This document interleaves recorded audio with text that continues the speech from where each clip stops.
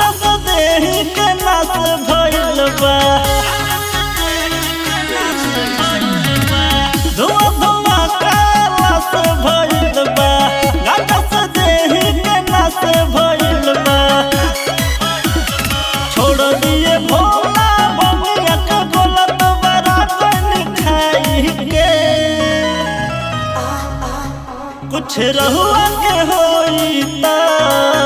सारा सृष्टि चलाई के बनवाई बाबा मेवा मिसरी चबाई के कुछ रहुआ के होई ता बाबा दुनिया बचाई के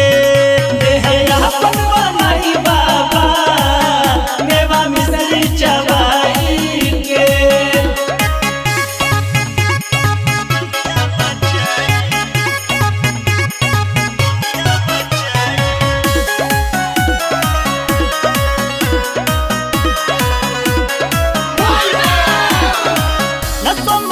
हल बा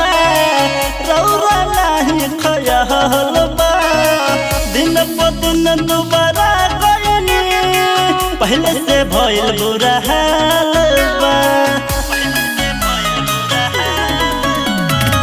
न समय अखिया हल बा रौरा नाही खयल बा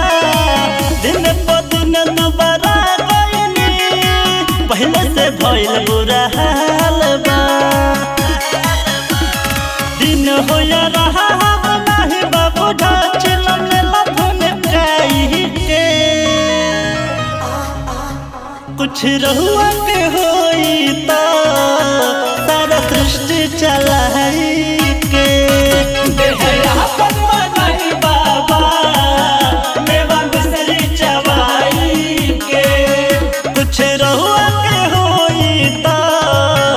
बाबा दुनिया बचाई के बनवाई बाबा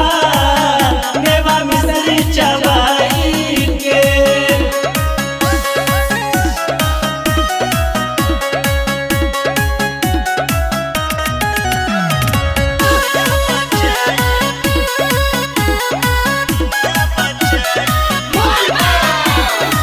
कहले सबके मनावा में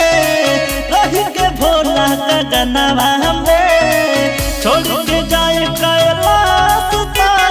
तो भेल धरती सवनवा में